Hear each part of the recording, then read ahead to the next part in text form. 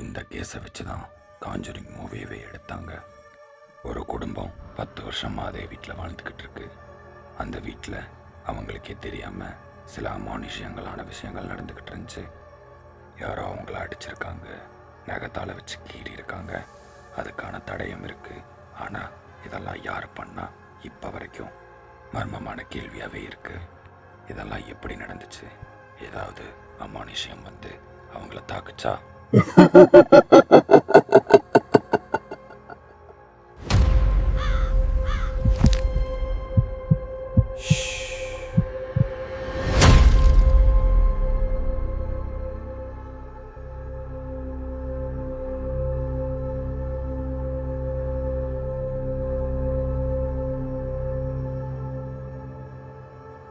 Roger, கர்லின் இவங்களுக்கு 5 குழந்தைங்க இருக்காங்க.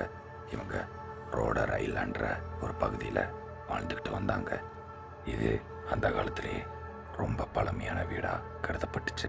எல்லாரும் சந்தோஷமாக இருந்தாங்க. ஆனால் அந்த சந்தோஷம் கொஞ்ச நாள் நீடிக்கவே இல்லை. கொஞ்ச நாளாக கதவுலாம் தானாகவே ஓப்பன் ஆகுது அப்படின்னு குழந்தைங்க அவங்க பேரண்ட்ஸ் கிட்ட சொல்லியிருக்காங்க. சேர்லாம் தானாக நகருது அவங்க குழந்தைங்க அவங்க பேரண்ட்ஸ் கிட்ட சொல்லியிருக்காங்க.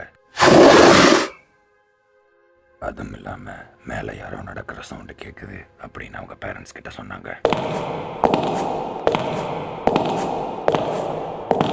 மேலே போய் பார்த்துருக்காங்க, அங்கே யாருமே இல்லை. நாட்கள் போக போக இதே மாதிரி சம்பவங்கள் ரொம்ப அதிகரிச்சுக்கிட்டே இருந்துச்சு. இதெல்லாம் யார் பண்ணுறா, எதுக்காக பண்ணுறா? யாராவது மனுஷங்க பண்ணுறாங்களா, இல்லை அமானுஷ்யமான ஏதாவது விஷயம் பண்ணுதா?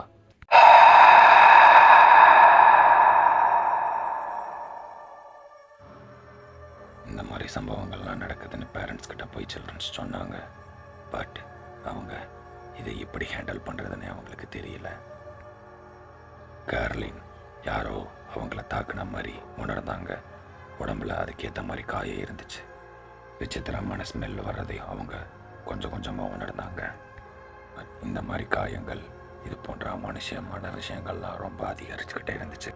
அப்போ தான் அவங்க வீட்டுக்கு ஈடி, லோரன் இவங்க 2 பேரும் வந்தாங்க. இவங்க நடந்த விஷயத்தையெல்லாம் சொன்னாங்க. இவங்க அதை ரெக்கார்ட் பண்ணுறதுக்காக கேமரா அண்ட் ஆடியோ ரெக்கார்டு இதெல்லாம் கொண்டு வந்து அவங்க வீட்டில் வச்சாங்க. ரோஜர் அப்புறம் கர்லியான் அவங்களுக்கு நடந்த அமானுஷ்யமான விஷயங்களை பற்றி அவங்க கிட்ட எல்லாத்தையும் எடுத்து சொல்லிக்கிட்டு இருந்தாங்க. அந்த சமயம் கர்லினோட ஆக்டிவிட்டியை பார்த்து எல்லாரும் ரொம்பவே பயந்தாங்க.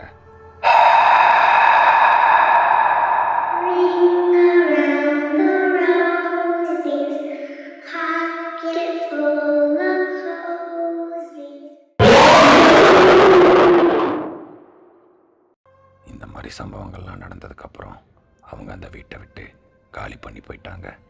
இதுக்கப்புறம் அந்த வீடு பூட்டியதாக இருந்துச்சு.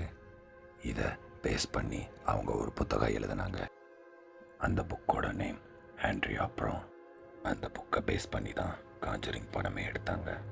அவங்களுக்கு ஏற்ற மாதிரி கொஞ்சம் ஆல்ட்ரேட் பண்ணி அந்த மூவியை எடுத்து முடித்தாங்க. நீங்கள் அந்த ஃபேமிலி பிளேஸில் இருந்திருந்தா நீங்கள் என்ன மாதிரி டிசிஷன் எடுத்திருப்பீங்க? அதே வீட்டில் தங்கியிருப்பீங்களா, இல்லை அந்த வீட்டை விட்டு வெளியே போயிருப்பீங்களா? உங்களோட கருத்தை மறக்காமல் கமெண்ட் பண்ணுங்கள். மேலும் இது போல் வீடியோக்களை பார்க்குறதுக்கு நம்ம சேனலை மறக்காமல் சப்ஸ்கிரைப் பண்ணிக்கோங்க. முடிஞ்ச வரைக்கும் ஷேர் பண்ணுங்கள். தேங்க்யூ ஃபார் வாட்சிங் திஸ் வீடியோ. நாளைக்கு ஒரு வீடியோவில் பார்ப்போம். அது வரைக்கும் பாய்.